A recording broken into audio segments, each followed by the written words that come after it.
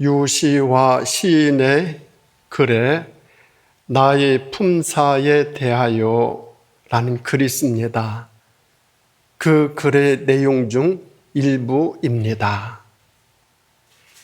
시를 쓰고 있을 때 나는 시인이지만 그렇지 않을 때는 시인이 아니다. 다른 저자의 책을 읽을 때는 독자이고, 버스를 타면 승객이고, 병원에 가면 환자이고, 식당에서는 손님이다.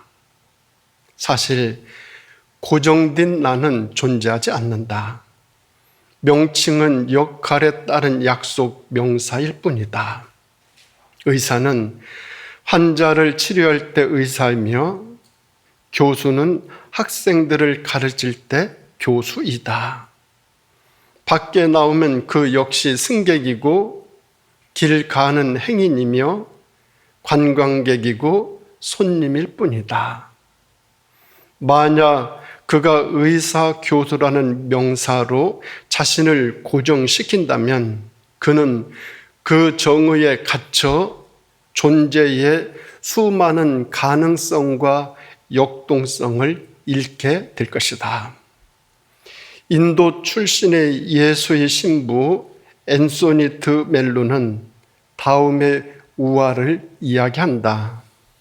한 여인이 중풍병에 걸려 생사를 헤매고 있는데 어디에선 아득한 음성이 이 여인에게 들려와서 묻습니다. 네 음성이 이 여인에게 묻습니다. 너는 누구인가? 너는 누구인가? 이 여인이 대답합니다. 저는 쿠퍼 부인으로 이 시의 시장 아내입니다. 나는 너의 이름이나 남편이 누구인지 묻지 않았다. 너는 누구인가? 저는 사랑하는 두 아들의 엄마입니다. 그래? 네가 누구의 엄마냐고 나는 묻지 않았다. 너는 누구냐? 저는 초등학교 학생들을 가르치는 교사입니다. 나는 네 직업을 묻지 않았어. 너는 누구이냐? 저는 기독교인이며 남편을 잘 내조하고 열심히 학생들을 가르칩니다. 나는 네가 무엇을 했는지 어떻게 살았는지 묻지 않았어. 너는 누구이냐? 이 여인은 알 수 없는 음성과의 대화 후에 병에서 회복되었고 그 후 그의 삶이 완전히 달라졌다. 자신이 규정지은 한정된 내게서 벗어나 더 역동적인 존재가 되었기 때문이다. 라는 글입니다. 우리는 이 세상을 살아갈 때 나를 어떤 대명사의 명칭으로 나를 고정시키려고 합니다. 직업으로 나를 고정시키려 하고 어떤 역할로 나를 고정시키려고 합니다. 자기 자신을 명사로서 고정을 시키면 자신이 존재하고 있는 어떤 역동성, 발전성, 가능성, 더 성장하는 성장성 모든 것들을 다 제한시켜버립니다. 나라는 존재는 명사보다는 동사라는 존재가 되어질 때 역동성 있는 삶을 살아가게 됩니다. 우리는 나 자신을 어떤 한 곳에 고정시켜버리면 삶의 폭이 몹시 좁아집니다. 그래서 내가 나를 아는 것이 정말로 어렵습니다. 자기가 자기도 모르기에 남이 나를 아는 것은 더 어려운 일입니다. 오늘 본문의 모세도 자기가 누구인지 모르기 때문에 하나님께 묻습니다.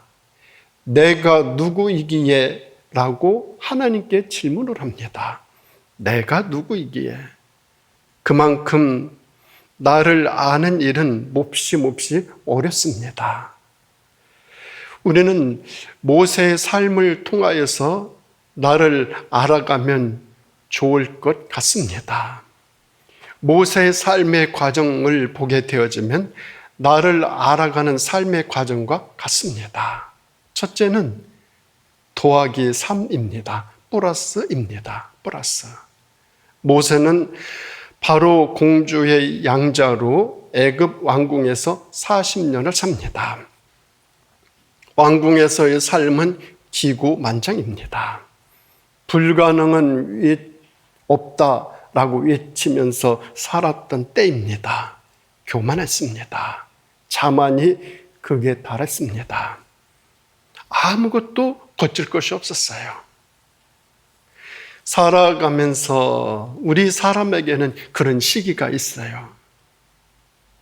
그때는 누리려 하고 더 하려고만 하는 더하기 삶을 삽니다. 욕심을 더하고 정욕을 더하고 힘을 더하고 지식을 더하고 권력을 더하고 명예를 더하면서 또 과오도 더하고 실수도 더하고 교만도 더하고 실패도 더하고 실족하는 것도 더하고 잘못하는 것도 더하고 죄 짓는 것도 더하고 우리는 살아가면서 이렇게 플러스 삶을 살 때가 있어요. 더하게 삶을 살아갈 때는 하늘 무서운 줄 모릅니다. 날뜁니다. 누가 무슨 말을 하면 들으려 하지도 않습니다. 자기 마음대로입니다. 경솔하죠. 신중하지 못하죠. 먼저 푹 저지르고 봅니다. 모세도 그랬어요. 어느 날 공사장에 갔는데 애굽 사람과 유대 사람이 싸우는 모습을 보자 순간 끌어오는 그 분노를 절제하지 못해서 이 애굽 사람을 쳐 죽입니다. 모세는 사람들 앞에서 자신을 과신했던 것입니다. 이 사실이 들통이 나자 바로가 체포령을 내립니다. 미디안 광야로 도망갑니다. 여기까지가 모세의 제1기 더하기 삶의 모습입니다. 광야로 도망가기 전까지 모세의 삶은 더하기 삶을 살았어요. 그런가 하면 두 번째 어떤 삶을 살았는가? 빼기 삶을 살았어요. 모세의 광야 생활은 더하기 삶에서 빼기 삶으로 삶의 방향이 바뀌어졌어요. 충격이 엄청 컸을 거예요. 왕궁에서 살다가 광야에서 살아가게 되니 얼마나 충격이 컸을 거예요. 그런데 이것은 천만다행입니다. 교만한 사람? 아니, 우리 사람은 살아가면서 이런 광야 같은 생활, 이 과정을 거치면서 경험을 쌓으면서 거기서 더 사색하면서 깨달으면서 성찰하는 과정이 필요하죠. 모세의 40년 광야 생활에서 그동안 더했던 교만, 자만, 기고만장한 것 빼기 시작했어요. 빼냈어요. 불가능은 없다라고 외치던 건방진 마음도 빼냈어요. 속아냈어요. 경솔하고 함부로 말하고 행동하고 어리석고 부끄러웠던 것들도 내려놓기 시작했어요. 광야 생활 속에서 모세가 이전에 더하기만 했던 것을 이제는 빼기 하면서 빼기 삶을 살아요. 이 빼기 삶은 실패를 통해서, 고난을 통해서, 불편을 통해서 얻게 되어지는 지혜예요. 모세는 빼기 삶을 살아가면서 서서히 자기 자신을 다듬어 가요. 그러면서 자기 자신의 모습을 아주 조금씩 발견하기 시작해 나가요. 그러던 어느 날 호렙산에 기도하러 갑니다. 그곳에서 불타는 떨기나무를 발견해요. 가까이 가봅니다. 분명 나무가 불에 타고 있는데 실제로는 나무가 그대로 있어요.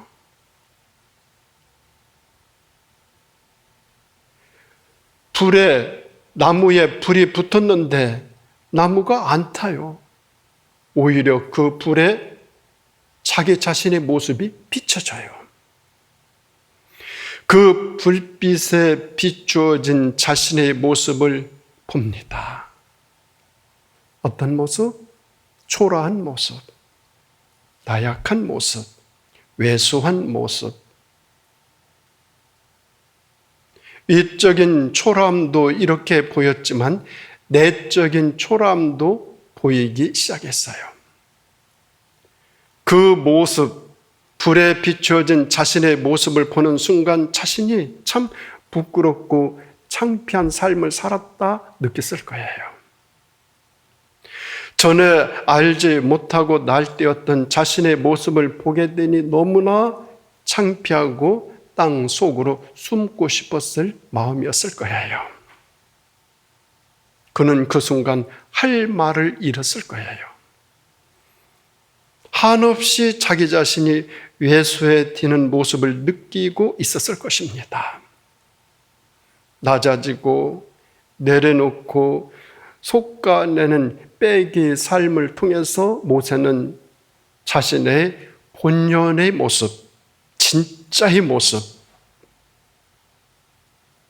자기 자신의 내면 깊은 곳, 그것을 아주 조금씩 알아가기 시작했을 것입니다. 사람은 모세가 불빛에 비추어진 자신의 모습을 보듯 우리도 나 자신을 볼 수 있어야 됩니다. 그래야 겸손해집니다. 그래야 자기 자신의 교만을 접게 됩니다. 자기를 진정으로 알기 위해서는 자기를 가리고 있는 거짓을 벗겨내야 됩니다. 자기를 지탱하고 있는 위선도 버려야 됩니다. 자기를 받들고 있는 거만한 것, 거들먹거리는 것 다 집어 던져야 됩니다. 즉, 빼기 삶을 잘 살아야 됩니다. 사람이 자기 자신의 모습을 보고 자신을 알게 되는 그 시점에 다다르게 되면 그 지점에서부터 성숙하게 되어집니다. 눈을 뜨게 됩니다. 겸손하게 되어집니다. 조금씩 성찰에 들어가게 됩니다. 그러면서 본연의 자기 모습을 발견하며 자기 자신의 제자리를 찾아가기 시작합니다. 그리고 세상의 이치를 조금 알게 되면서 자기 자신을 단돌이 합니다. 그래서 사람은 한 번쯤은 이 광야에 가 보아야 됩니다. 광야는 빼기 삶을 사는 곳입니다. 그래야 자기 자신의 진짜의 모습을 알 수 있어요. 발견할 수 있어요. 사도 바울은 다메섹에서 자신의 모습을 보고 그동안 추구했던 모든 것을 버리고 새 길을 찾아 나섭니다. 야곱은 야복 강가에서 자신의 모습을 보게 됩니다. 그리고 새 길을 찾아 나섭니다. 베드로는 모닥불 앞에서 자신의 빈약한 신학을 발견하고 새 길을 되찾아갑니다. 엘리야도 로뎀나무 아래에서 자신의 모습을 발견합니다. 그리고 새 길을 찾아 나섭니다. 그리고 모세, 호렙산 떨기나무 불빛 아래에서 비추어진 자신의 모습을 발견하면서 그동안 딘 줄로 알고 큰 소리친 자신의 모습을 보게 됩니다. 보니까 할 말이 없어요. 유구무원이에요. 모든 게 부끄럽고 창피하고 너무너무 유치해요.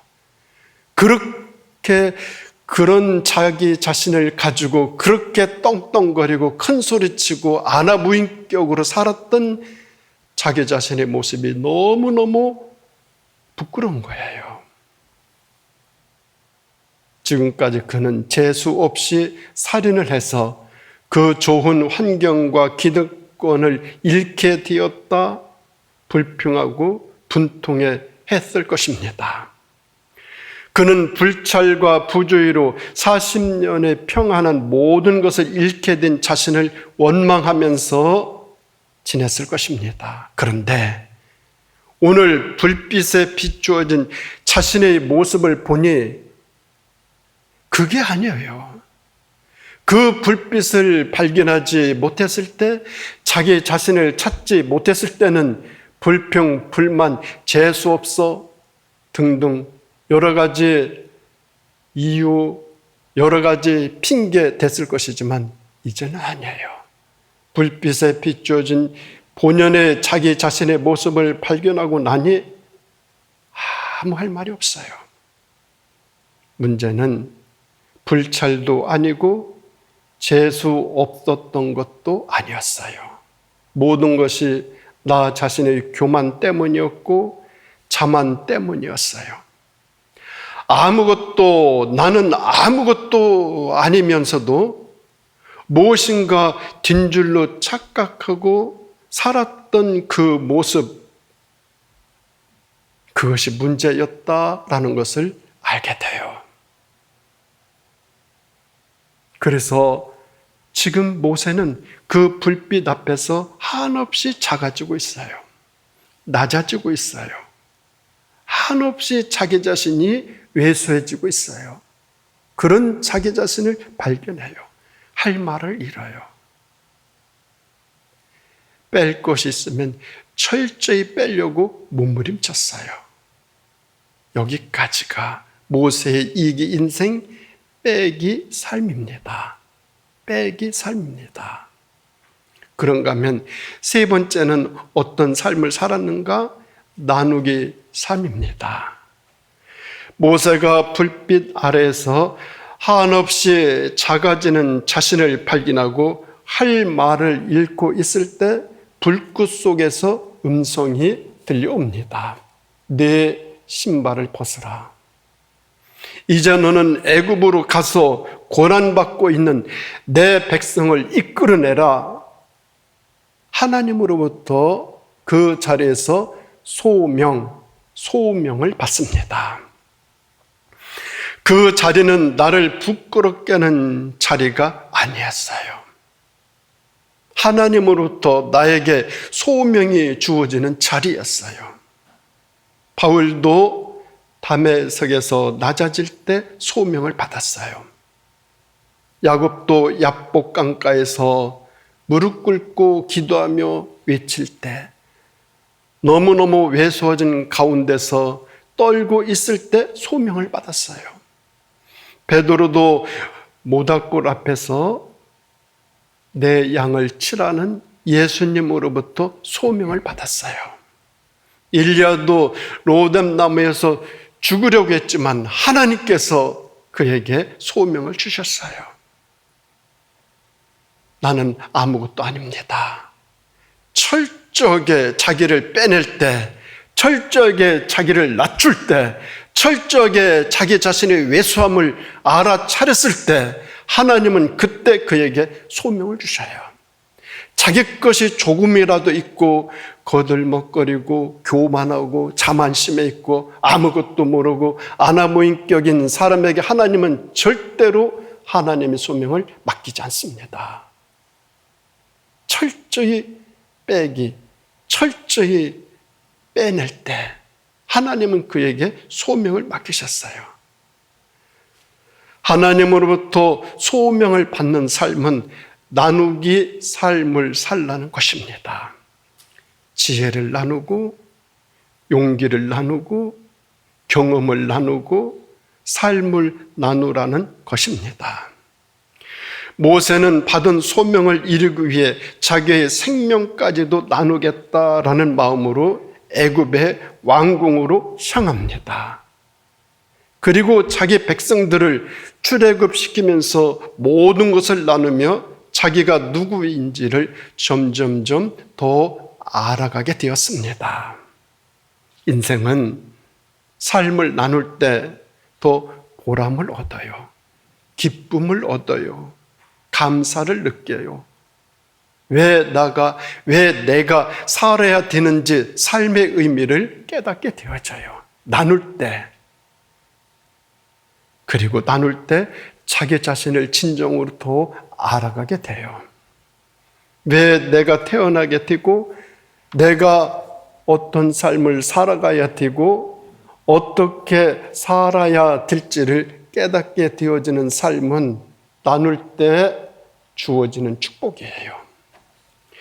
모세는 받은 소명을 나누면서 정말 열심히 살았어요. 받은 말씀을 나누면서 하나님의 백성들을 율법의 공동체로 만들었어요. 모세오경 구약성경을 이루고 있는 모세오경 율법의 공동체로 이스라엘 백성들을 섬겼어요. 나눴어요. 뿐만 아니라 성전을 만들어서 예배 공동체를 세웠어요. 장막, 성막 만들어서 예배 공동체로, 말씀의 공동체로, 예배의 공동체로 자기 백성들과 함께 하나님의 은혜를 나눴어요. 그러면서 하나님의 뜻을 이루어 드리며 하나님 품에 안깁니다.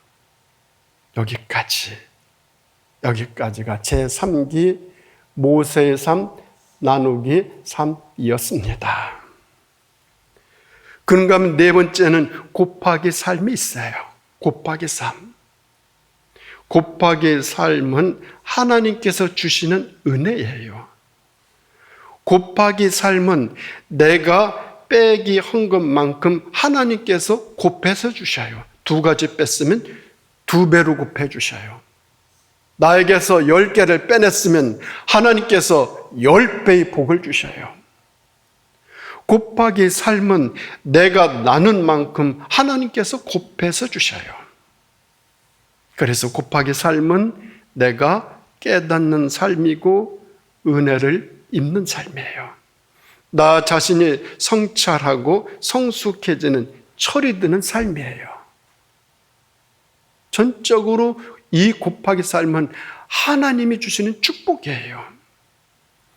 하나님께서 모세에게 너는 이제 애굽으로 가서 고난받는 내 백성을 구해내라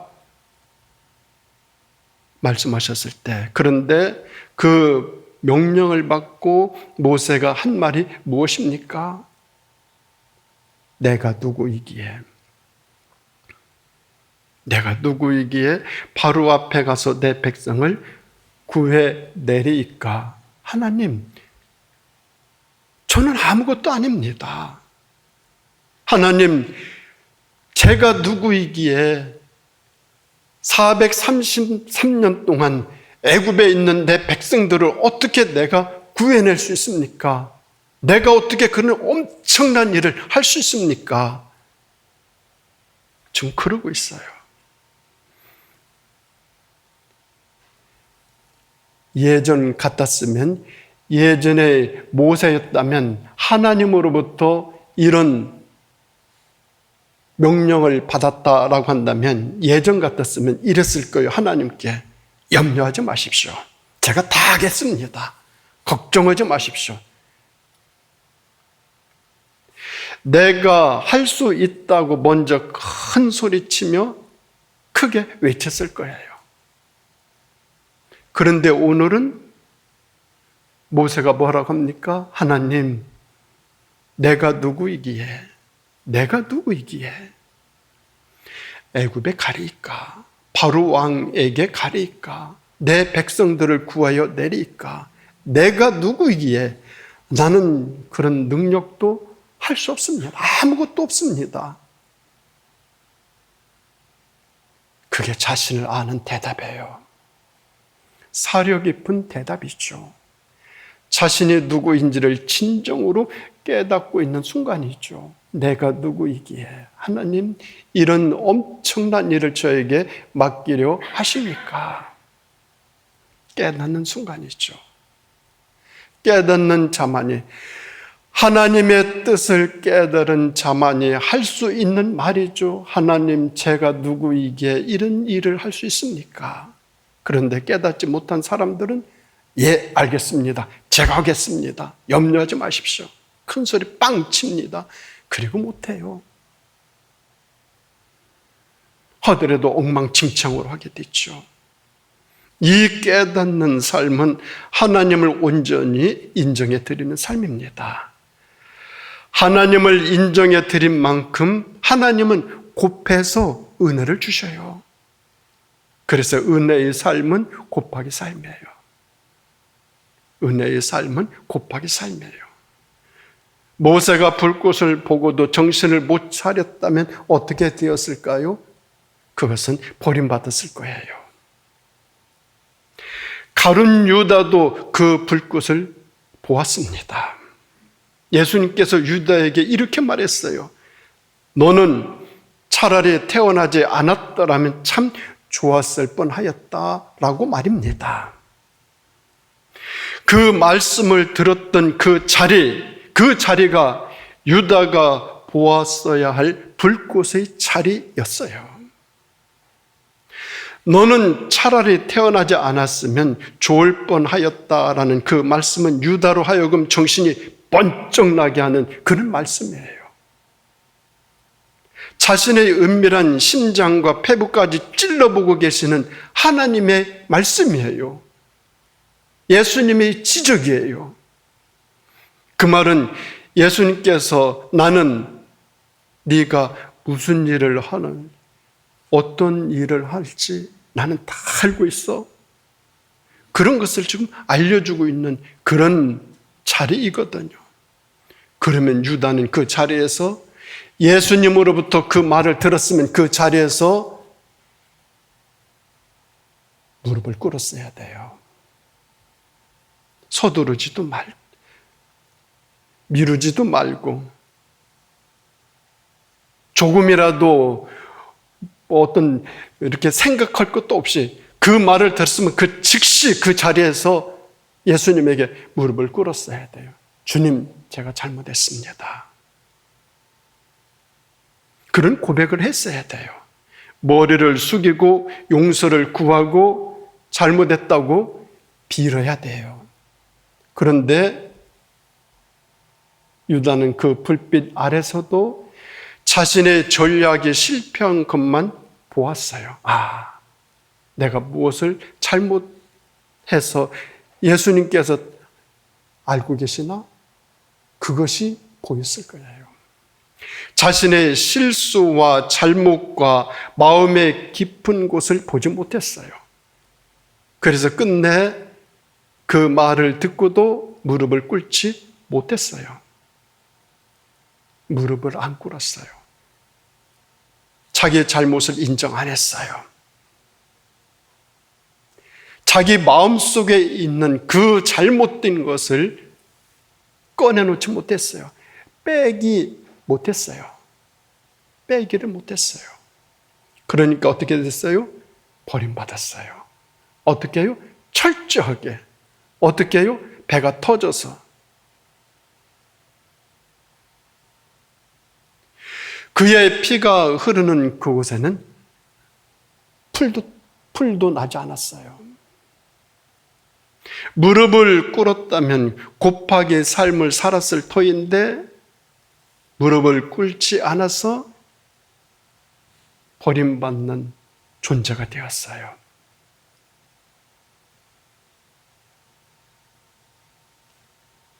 애굽의 바로 왕도 그랬어요. 애굽의 바로 왕도 유다처럼 했어요. 모세와 아론이 이스라엘 하나님의 말씀을 바로 왕에게 전했어요. 그러자 바로 왕이 여호와가 누구이기에 내가 그의 목소리를 듣고 이스라엘을 보내겠느냐? 나는 여호와를 알지 못하니 이스라엘을 보내지 아니하리라. 이렇게 대답했어요. 바로 왕은 여호와 하나님을 마치 자기 신하처럼 여겨서 여호와가 누구이기에 나한테 명령을 내리는 한 식의 거두름을 피웠어요. 여호와가 뭔데? 우리 그러잖아요. 네가 뭔데 나한테 그래? 그거예요. 하나님이 뭔데? 여호와가 뭔데? 여호와가 누구이기에 나한테 명령을 내려? 내가 태양 신인데.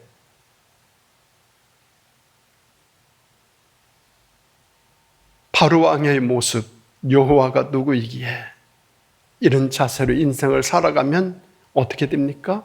10가지 재앙을 만나요. 10가지 재앙을 만났어요. 하나님의 말씀을 듣지 않았기 때문에 애굽에 10가지 재앙이 내리죠. 10가지 재앙이 내리죠. 그런데 이 재앙을 누가 다 받게 됩니까? 백성들이 받았어요. 잘못은 왕이 했는데 그 피해는 백성들이 다 받았어요. 그 재앙을. 안타까워요. 우리는 하나님이 기뻐하시는 것이 무엇인지 알아야 합니다. 하나님이 기뻐하시는 것은 내가 하나님 앞에서 작아지고 약해지는 것이에요. 내가 한없이 약해질 때, 낮아질 때, 내 실존의 문제에 직면해 있을 때 비로소 그때 하나님을 생각하게 되고 느끼게 되고 찾게 되어져요. 그래야 하나님으로부터 긍휼을 입고 은혜를 얻고 축복을 받는 삶을 살아갈 수 있어요. 그래서 말씀 속에서 늘 하시는 말씀, 약해져야 그때부터 강해집니다. 내가 약해져야 강해져요. 사도 바울도 고백하지 않았습니까? 내가 약할 때 오히려 내가 강해진다. 세상은 그렇지 않죠. 약한 사람 막 밟으려고 그러죠. 그러나 하나님은 약한 그 사람, 낮아진 그 사람을 가장 높이 쓰셔요.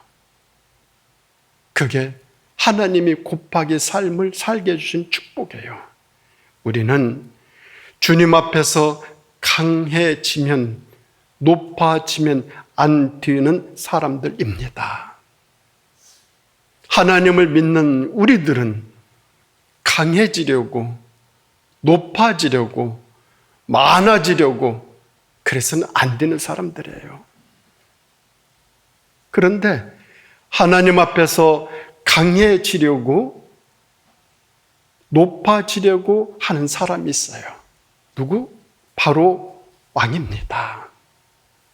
왕은 백성 앞에서 강한 모습을 보이면 말로가 좋지 않아요.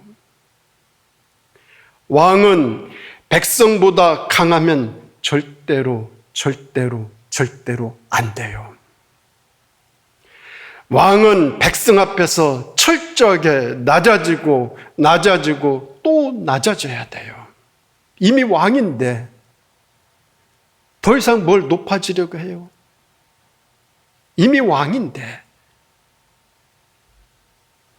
왕은 철저하게 백성들에게 낮아져야 돼요. 약해져야 돼요. 주님 앞에서 강하거나 큰 채 하면은, 높은 채 하면은, 거들먹거리면 절대 그 사람에게 하나님은 은혜를 주지 않아요. 모세는 하나님으로부터 은혜를 입는 삶을 살았어요. 여기까지가 모세의 사기 인생이에요. 사랑하는 우리 성도 여러분, 7월 수련의 달을 살아가면서 지금 나는 어떤 삶을 살아가고 있는지 한번 살펴보시기 바랍니다. 이 수련의 달에 나는 지금 도하기의 삶만 살아가고 있지는 아니하는지,